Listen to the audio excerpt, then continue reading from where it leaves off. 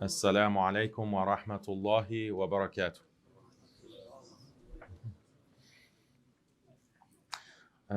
Jazakallah khairan for everyone who's coming to the talks, and this is the fifth one.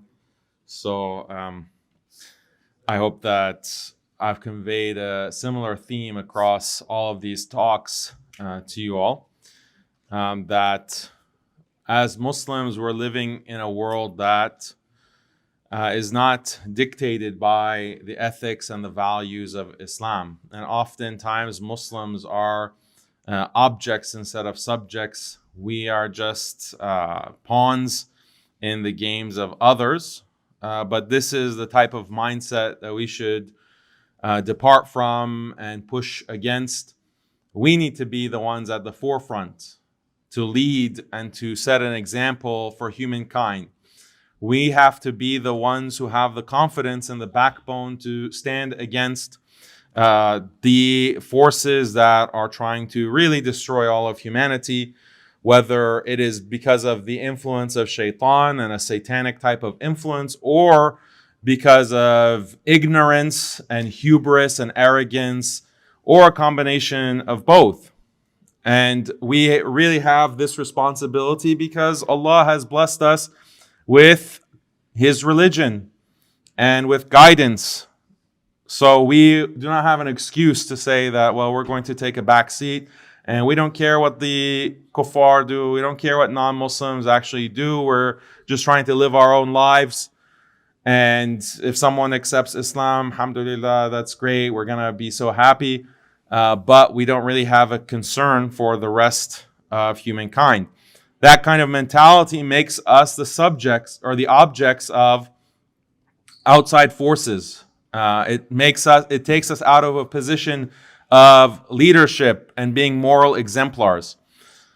So if I want to convey one message to you after all of these different talks that I've given over the past 5 or 6 nights, is that take that role, have a backbone, be principled, look for leadership, moral leadership, but expect confrontation, expect pushback, accept that people are not going to like it.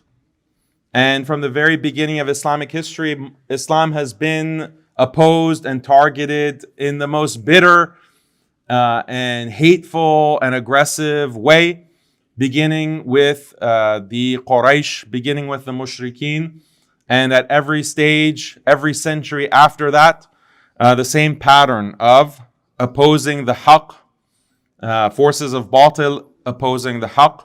Our time is no different. If you think that being a Muslim, being a believer, and fulfilling your role on the earth as a representative of the deen, and you think that everyone's going to love you and you're just going to sit back and relax, well, time to wake up. Time to wake up and smell the coffee and drop these delusions. Drop these delusions. Stop being scared of people not liking you. So that segues into the real theme of tonight's discussion, which is the future.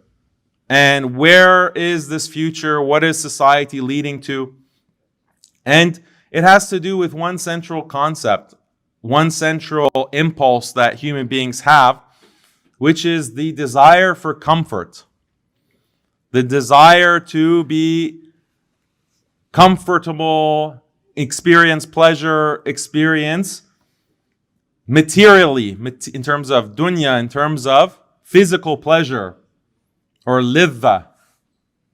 That's the prime motivation of people in this day and age. But it's a very destructive type of impulse. It's very destructive. And what's shocking is that children from a young age are conditioned to be as comfortable as possible. And that's often the fault of parents. A lot of Muslim parents that we see are trying to comfort their children, make sure that their children experience no difficulty, no hardship. Whatever they desire, the mom or dad is going to work hard to make sure, okay, you want this? baby, no problem. You want me to buy you this? You want me to get you this new gadget, this new device? You want, this air conditioning to be running 24/7? You want, to go to the playground? Okay, I'll drive you there, even though it's just a block away, just so that you don't have to walk. Just this constant catering to this type of comfort and ease. But this is very destructive. This is very destructive if this becomes an overall mentality and personality that our youth have or that we have. What we see in society around us is exactly this type of coddling. And what it leads to is this capitalist system that we find around us.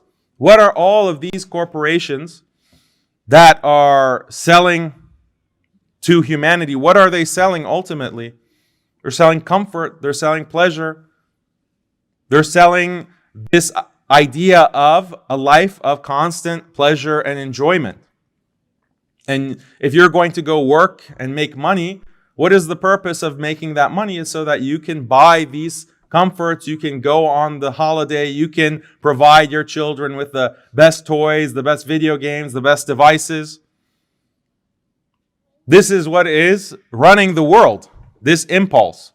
And the powers, the capitalistic powers or the governments, are constantly feeding into this mindset, this pursuit of pleasure, pursuit of happiness, but not happiness in the higher sense of happiness, happiness in the sense of just enjoying yourself physically. You want to eat a particular food, it's very easy. Just open the app and order it. You want to, watch a particular film, listen to particular music. There's an app. You can easily, any movie that has ever been made, any TV show that has ever been made, just within a few seconds, you can watch it, sit on the couch, eat whatever food that you want. Just enjoy life, just constant pleasure. What does this do? This causes ghurur. Ghurur, which can be translated as a type of delusion. You are being lulled into a state of complacency where you cannot recognize what's happening around you. You cannot recognize the reality of, for example, being a slave to Allah, the reality of the dunya, which is just for amusement and play, and then we go into our graves and we're asked about our deeds and our beliefs. That's ghurur. And all of these pleasures and comforts are catering to or increasing that ghurur, that delusion. But what about the impact of this for society as a whole? If society is driven by a need for comfort, what is really pushing that forward? And this is something that is very controversial, and sometimes Muslims don't like it when I tell them this. But what's driving that is actually technology. Technology is seen as something that is just universally good. Of course, we need more technology. We encourage our children to go into engineering. We encourage our children to go into the sciences. We want to contribute to the progress and development of society. Technology is clearly something so beneficial to humanity, right? But this is part of modernity.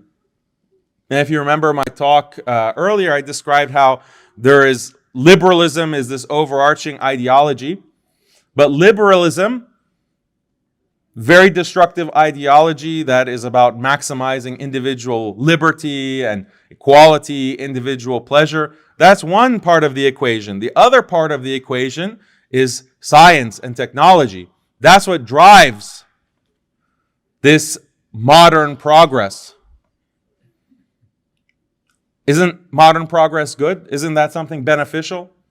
Isn't that something that we all need? Don't we want modern progress and technological development for Muslim societies? All of the benefits that come from that. Who can oppose that? Who can be against technology?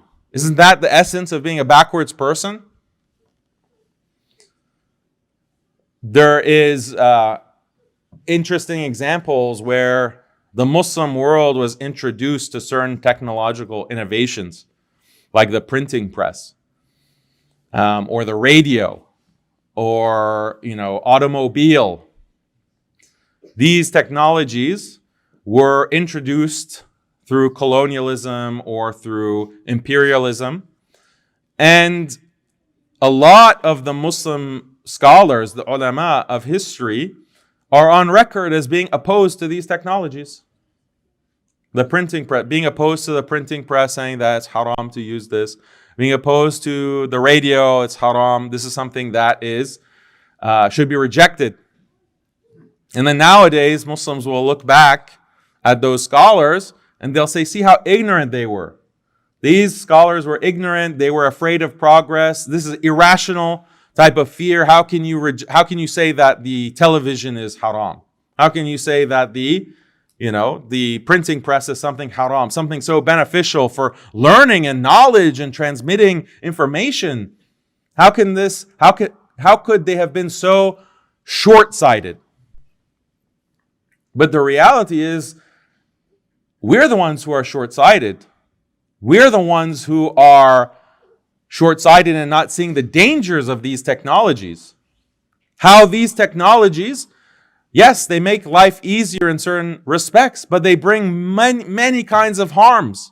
They bring many kinds of destructive tendencies. They feed into many kinds of problems in society.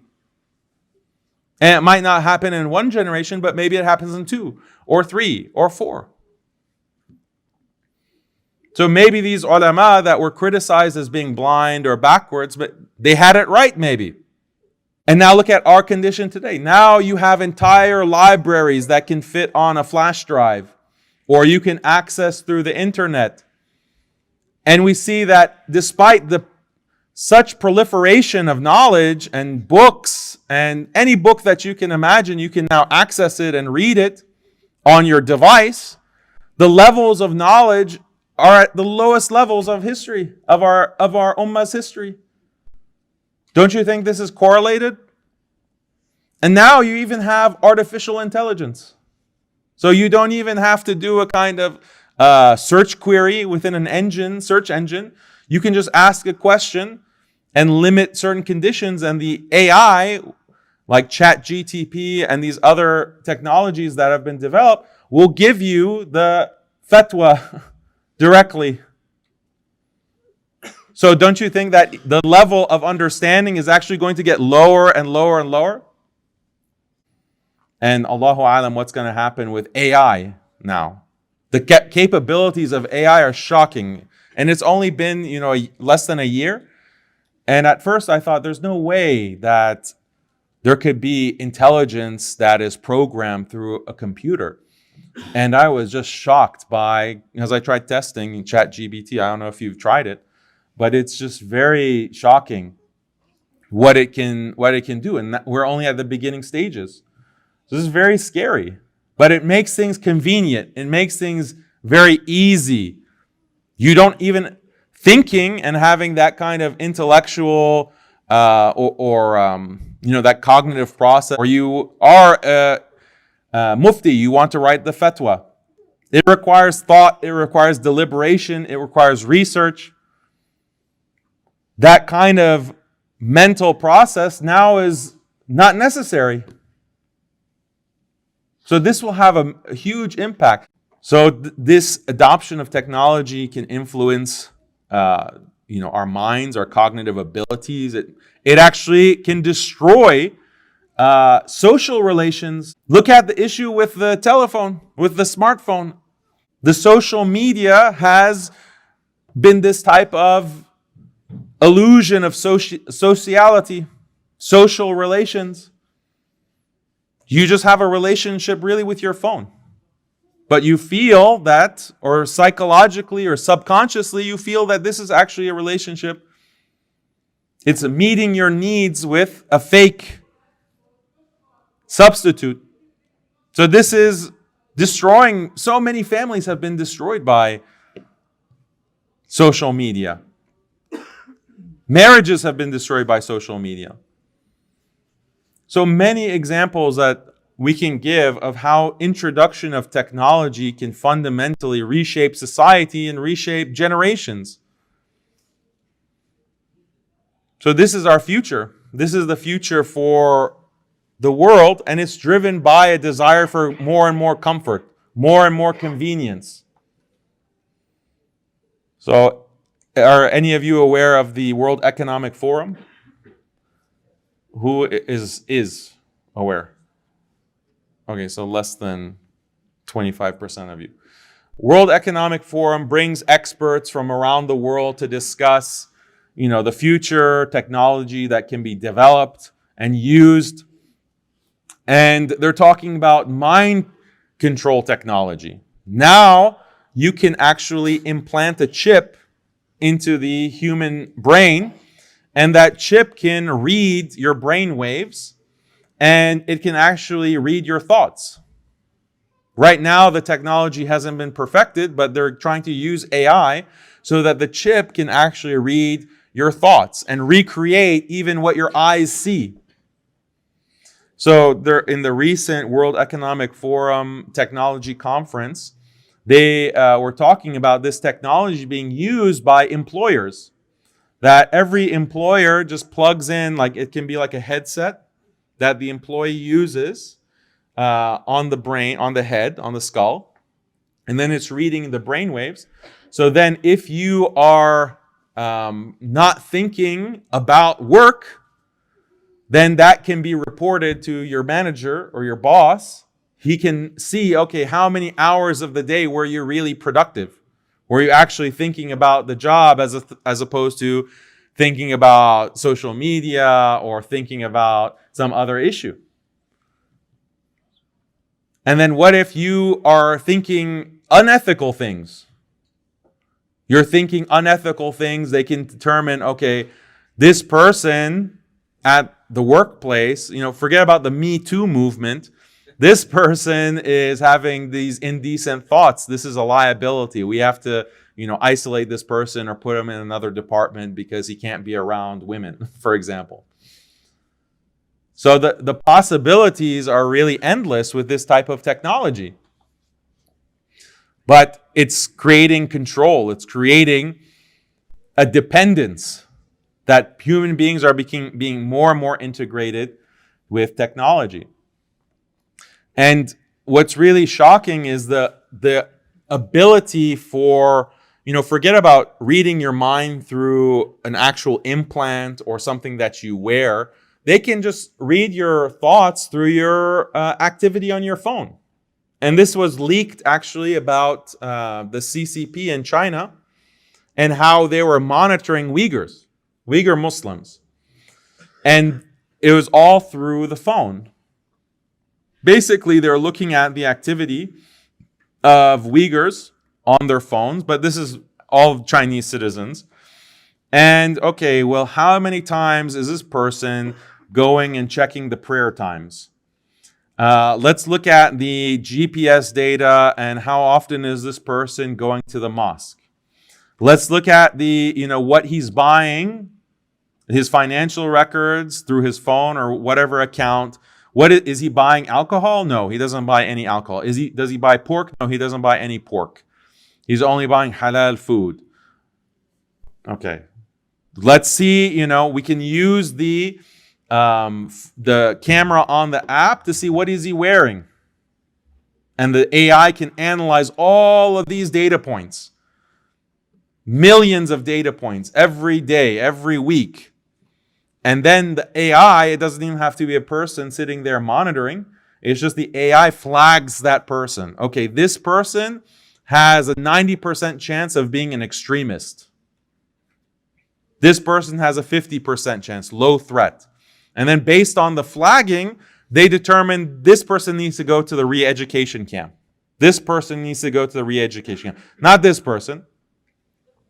Monitoring your financial records, monitoring your movement, monitoring your internet activity, monitoring your social media. What accounts are you following? What comments are you placing? What are you liking? What videos are you liking?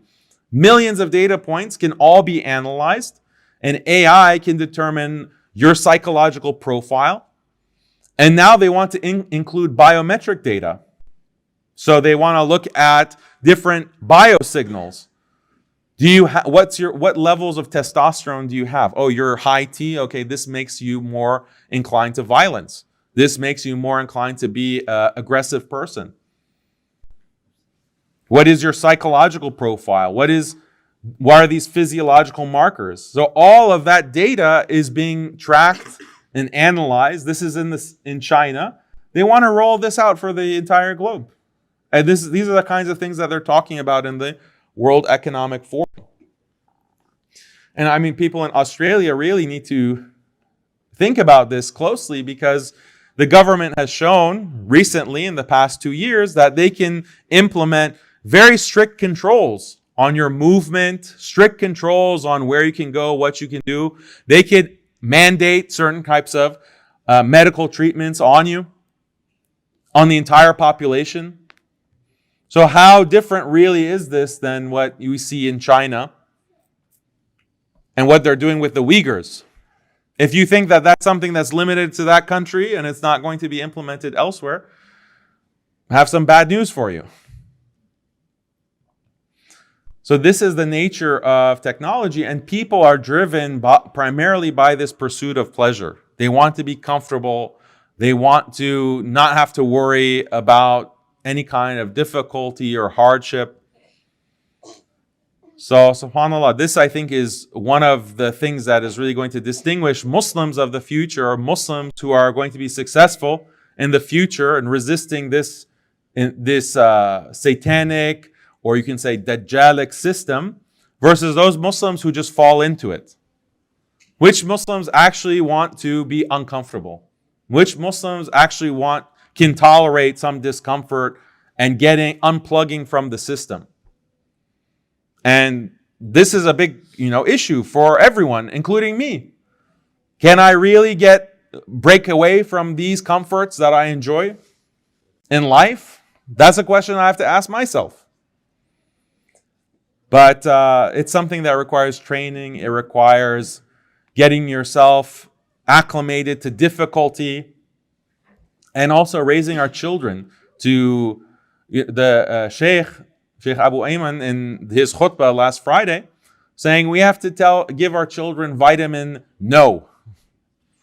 This is the vitamin that our children really need. Vitamin no. Just tell your child, no, you want this? Too bad. You want me to drop you off at the park? Well, you walk. Why not? You want the latest toy? No, sorry, you can't have the latest toy. You have to do without. You want the latest technology? No, you can't have it. So it's little things like this, we can start implementing it so that we lose this addiction to pleasure and comfort that we have become addicted to by the modern world. So I think that's good enough scaremongering for today. And we can go to Q&A, inshallah. First question. In your talks, you kept making reference to the time of the Salaf, the previous generation of the companions and their students, and you encourage people to aspire to be like them. Why is that the case? Have we not advanced in thinking and technology, giving us a superior understanding and wisdom, enabling us to establish Islam the way we see fit today? Oh, I don't know where to start with how wrong that is. Yeah, so we don't have this progressive mentality. This is one of the central assumptions of modernism as an ideology, that humanity is increasing in its knowledge. It's constantly increasing because of science, because of research over time. We are becoming more rational, and therefore we can become more moral, because we know that certain things were wrong, and then we discovered that certain things were considered morally correct, but we discovered that they were morally wrong. Like, we discovered that slavery is bad, and we discovered that there's no problem with two men getting married, and there's no problem with a boy transitioning to a girl, etc. So there's a rational, scientific, technological progress, and then there's a moral progress. And this is the basic assumption of modernism. But I gave you some examples to show that actually human beings are degrading. Our intellectual capabilities are getting worse and weaker. We're becoming more lazy. We're becoming more complacent. We're becoming physically weaker. Like the size of human beings is decreasing. If you put the average man today and put him next to the average man 100 years ago, or even 500 years ago, or 1,000 years ago, and tell me who is like a true man, for example.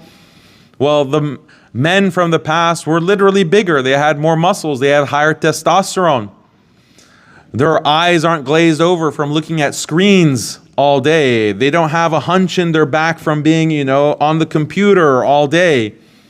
They had to work hard for, basic living. So if we compare people today, men today, to the past, like it's night and day difference. We haven't progressed. We're regressing. We're physical body into propaganda that, we're actually at the best of times and humanity is just advancing at rapid pace. No, it's the opposite. It's a devolution, not an evolution. So we know that the best generation is the generation of the Sahaba, and then the Tabi'een, and then the Tabi'een. The Salaf, these were the best generations, not only physically, but also morally, also cognitively, intellectually.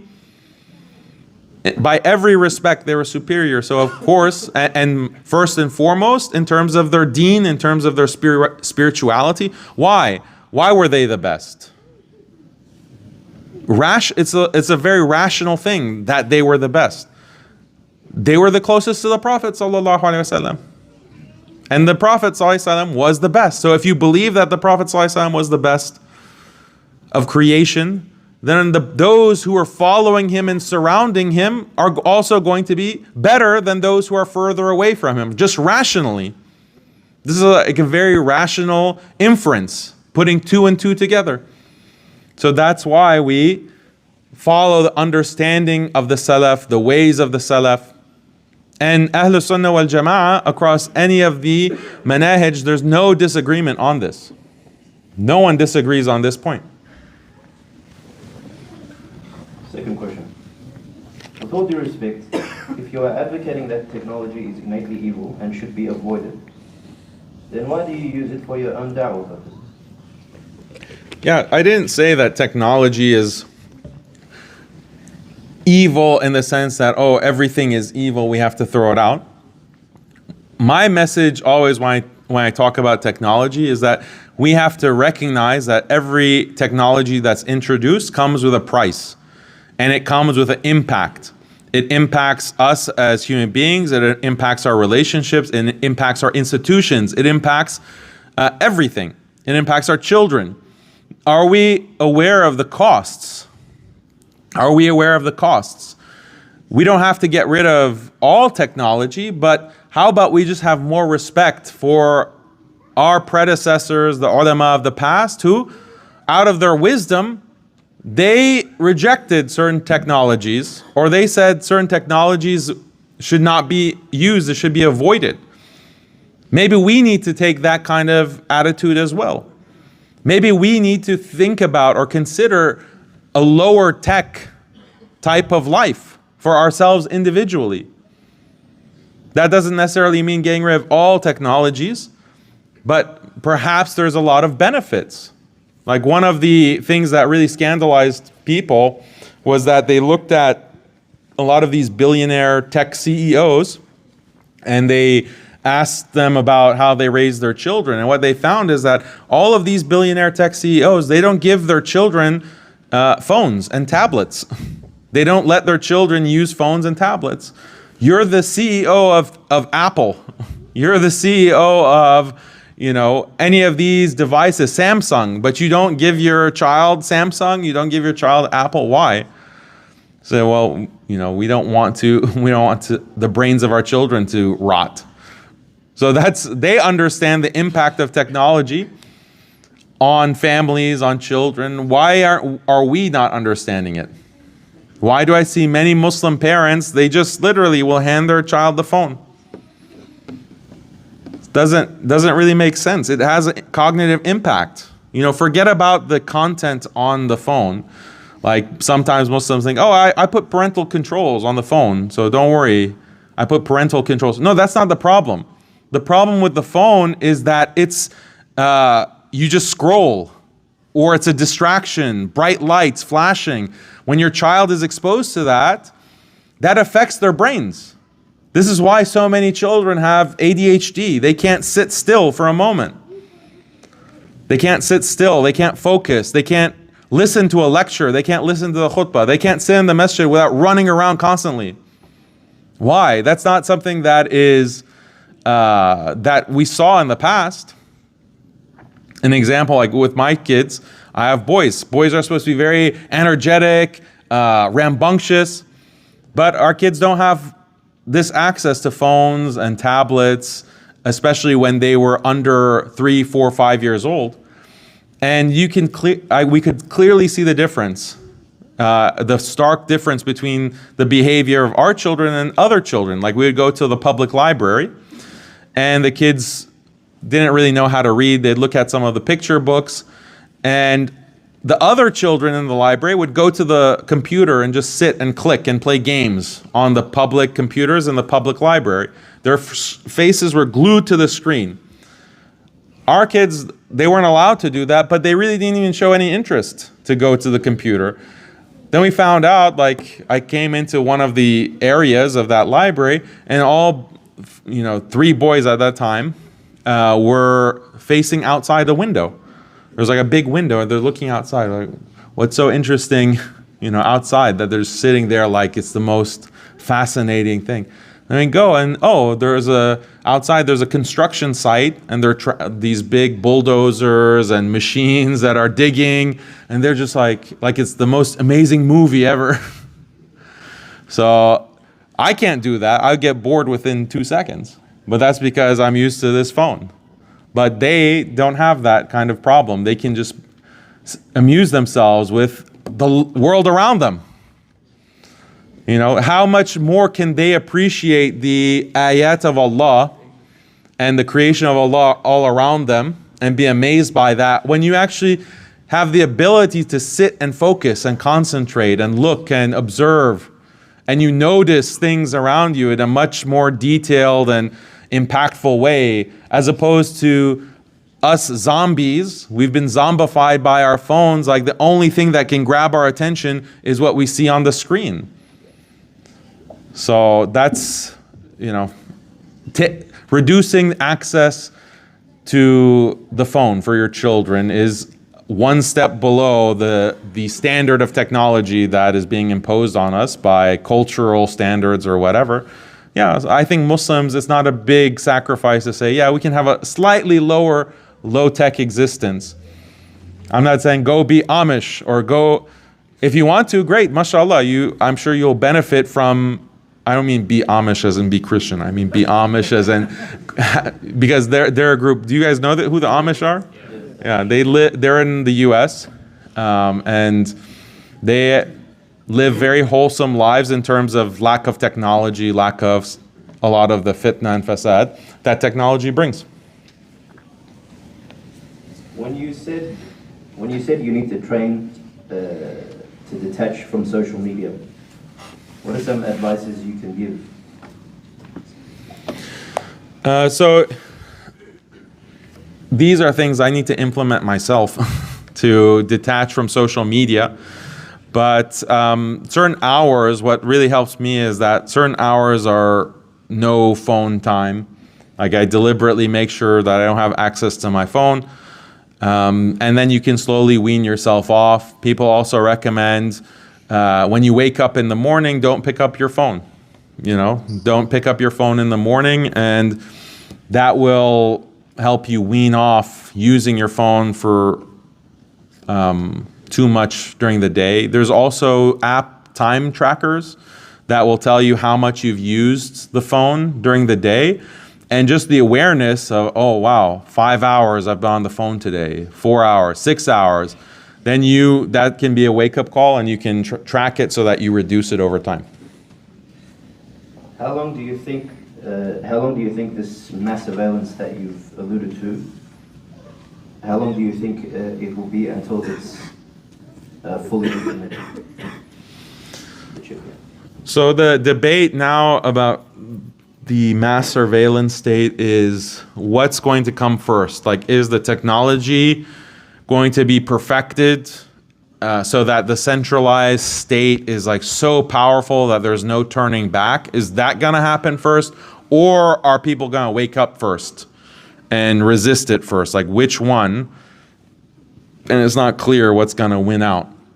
So some people said that the whole, what happened with the pandemic, that was like a trial run. How would people react? What would happen? Or how would people adapt to this kind of centralized state control that can micromanage literally you stepping outside of your house? So to be seen, Allahu Alam. I've tried to explain these types of things to my family during COVID. I know only to be called a conspiracy theorist or to just do it because it's easy. How do we educate and help our families get out of this comfortable state of mind? It's not a conspiracy theory in the sense that it's false. Just go and watch what some of these World Economic Forum speakers are talking about. Like, they're very explicit about the kinds of technologies that they want to introduce. One of their main theorists is a Jewish Israeli philosopher named Yuval Harari. And Yuval Harari is on camera making statements like, as technology advances, human beings are increasingly useless. Human beings are useless. So what are we going to do with the billions of people? We don't need all these human beings because the technology will allow us to produce all the food that we need. The technology will allow us to provide all the services we need. Automation and AI, even many of the kinds of jobs that required a person to actually have an education and to be able to, be a consultant or be an analyst or be an engineer or even a doctor. Now artificial intelligence can do all of that. So all the people that would have filled those jobs are not needed. They're not necessary. They're economically unviable. So what should we do with those people? Well, we should just give them access to constant entertainment like Netflix. Give them access to video games, and just give them, antidepressants, and let them, just muddle in their life and get out of the way, basically. That's literally what Yuval Harari has said on many occasions. And he's considered like an advisor to presidents. He's considered like a very high level thinker or philosopher. His books are on the New York Times bestseller list. And he openly says this on these forums. You can go and watch the videos. They're not even censored. So these are not conspiracy theories in the sense that, it's unsubstantiated. No, they're openly saying it. Another technology that they want to roll out, for example, is artificial wombs. We don't even the labor of having children can be automated. We don't need to have women give birth. We can actually use artificial insemination and artificial fetuses to have children be born. And it's interesting because they'll say, right now they're just proposing this as this possibility for the future. And they're advertising it as a benefit for couples or for families. Like, okay, you can choose what kind of child you want in terms of features because we'll actually do the genetic engineering beforehand. Like, you want a child who has blue eyes and blonde hair, no problem. A certain height, no problem. We can genetically engineer that. They're proposing it as a type of benefit. But in the future, it's very easy for them to argue that artificial wombs are the only option for having children. Why? Because the process of pregnancy and childbirth is extremely painful and difficult for women, and we don't want women to suffer, right? And there's obviously risks in pregnancy, there's risks to the child, there's risks to the mother. So we have to eliminate all these risks. If you want to have a child, the only way to go is through an artificial womb. So this is how technology is mandated. You don't even have an option. So, which something like childbirth, let alone other aspects of what is common to our lives today, like driving. Future, probably everything will be self-driving cars. You won't have an option to not have a self-driving car. It's a risk for you to drive your car yourself. It can only be a self-driving car. And maybe they'll even make it like a service. Like you don't need to have a personal car. Everything is through Uber, like a service like Uber. You just pay maybe $100 a month. Whenever you need to go somewhere, you just put in the address in the app. The self-driving car pulls up, you step in, the self-driving car takes you to where you need to go, and that's what you have to rely on. If the government decides, oh, well, we need lockdowns, no one literally can drive anywhere, you won't have access to a car. And if you say something that is hateful or bigoted on social media, well, guess what? You don't have car access. You can't use the app, you're banned from the app. Community guidelines violation. You won't be able to leave your house. Everything can be like that. Forget about smartphones, smart car, smart house, smart fridge, everything. So this is the centralization of technology. At least a smart fridge, if they see that you're getting fat, it'll access to the fridge. Smart fridge. Smart wife. Smart wife.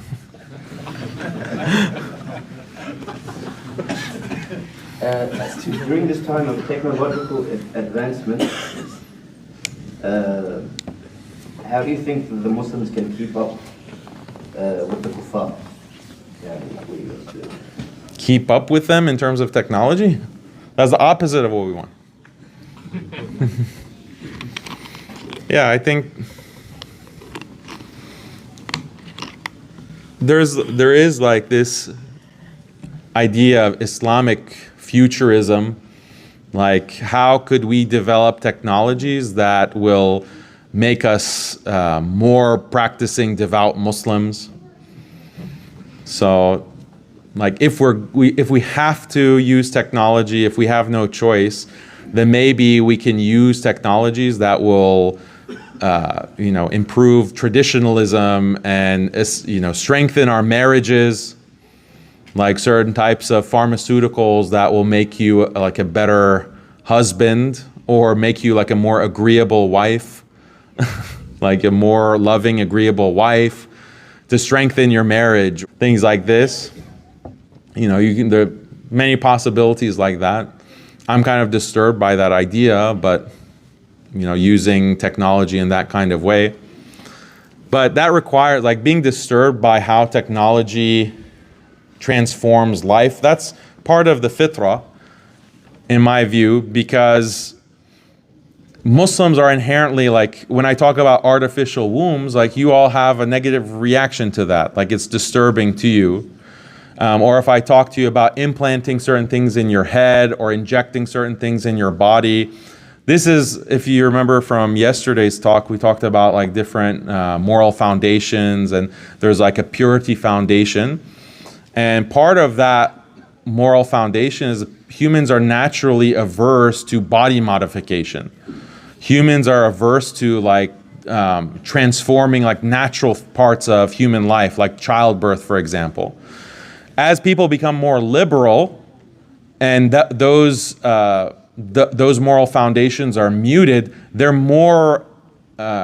less put off by body modification. That's why you see very liberal people, they have all these tattoos and piercings, and they have less of a problem with mutilating themselves, literally mutilating themselves with cosmetic surgery or gender transformation surgery, etc., etc.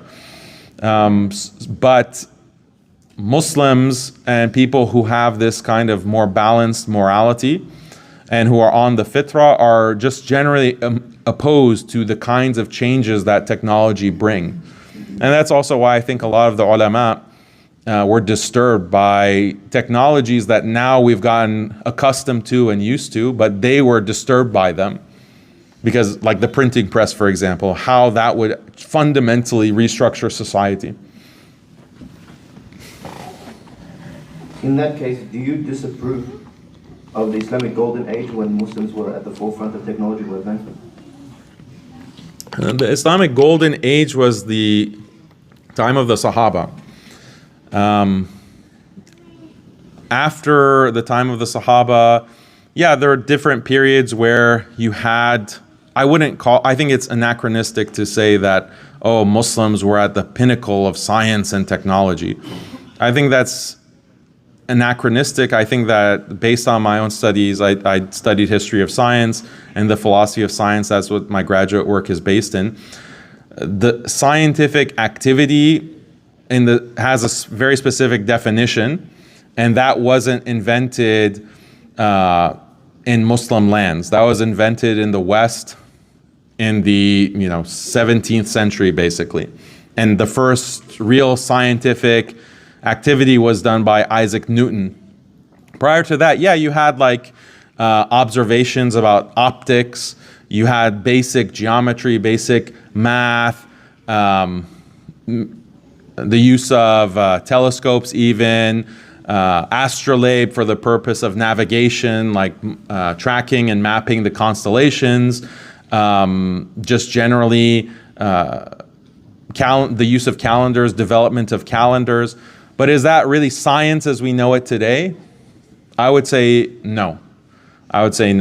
So scientific activity is like mathematical science, and that was developed with Isaac Newton and his book, The Principia, where he theorizes the laws of motion and the theory of gravity. And he developed the calculus. That, I think, is a very clear demarcation between scientific activity and the thousands of years prior to that, where you had like you could call it like very primitive technology.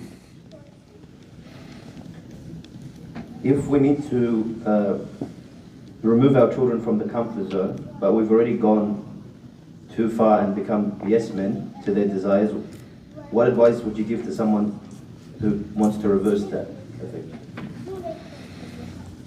Yeah, you can take things gradually, step by step, try to wean your children off of some of the comforts that they're used to.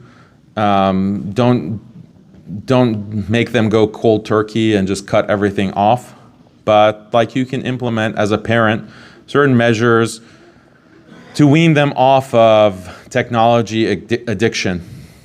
And as for like actual discipline, implementing discipline, consequences, boundaries, these are things that take time and they're not easy to do, but it's required for every parent to be effective in raising his or her children. I wish that parents would learn this before having children, but if you're already, deep into it, work with your spouse to try to implement some good habits and boundaries with your children so that they can learn discipline sooner rather than later. They'll have to learn it eventually, but you just don't want it to be a rude awakening when they go and have to find a job and they can't really work because they don't understand that there's accountability in the real world. So a lot of Muslim children suffer because of this. That's really my message today. And I don't think it's unreasonable. I don't think I'm saying something very crazy. If we just have our heads in the sand and we buy into this mindset that technology and science are just a absolute win in every sense, then we're just going to follow disbelievers down the lizard hole. Like we're going to fall into the same disaster that they're falling into. That's not what we want. Will AI take over? Yeah, well, I mean, I'm shocked by the technology. It was completely unexpected for me, and I consider myself aware of scientific developments. And so Allahu Alam, like what is going to happen with these new technologies and how far they're going to go. May Allah protect us. Why is, why the Muslim skeptic? What made you name yourself something that has somewhat a negative connotation? Why not something like the Muslim intellect or something? Yeah, I just thought of Muslim skeptic because the idea of being, it's just based on my personality. Like I'm very offended by atheists and these non-Muslims who will criticize Islam, and they think that they're so smart, and they think that they're just, brilliant in their critiques of Islam, and that offends me greatly, and it makes me very angry. So I wanted to say, no, I'm the one who's skeptical about your batil and your nonsense and your trash, and for every type of arrogance that you want to show against Islam, I'm going to make you, we're going to mock you for that and make you look foolish. So is that a good impulse to have as a person? I don't know. But may Allah, purify our intentions and guide us.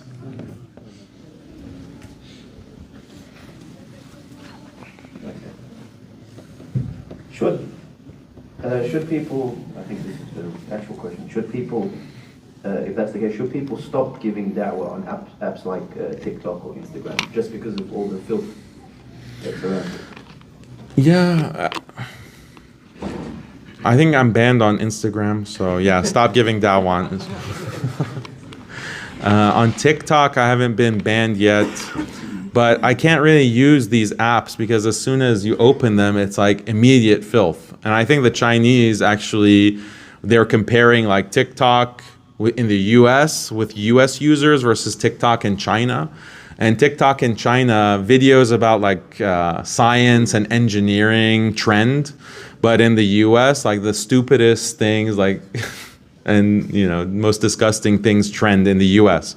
So is this like social engineering by the Chinese to make us stupider in the US or other countries? Maybe, but I don't really use TikTok. But other people who are doing da'wah, if you're able to do it effectively, then I don't see an issue. Just make sure you stay within the bounds of the Sharia.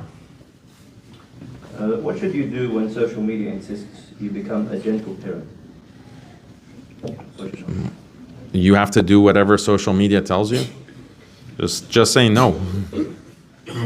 What do you mean by gentle parent? Everyone can be a gentle parent, but that doesn't mean that you don't have discipline, you don't have boundaries, you don't have the ability to tell no to your children. Those aren't mutually contradictory.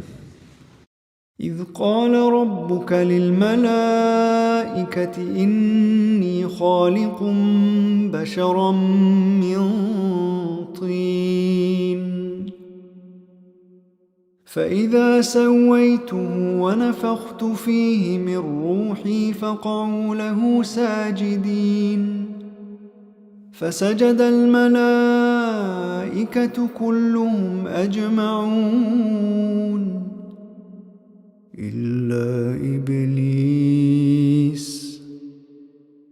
إلا إبليس استكبر وكان من الكافرين قال يا إبليس ما منعك أن تسجد لما خلقت بيدي أستكبرت أم كنت من العالين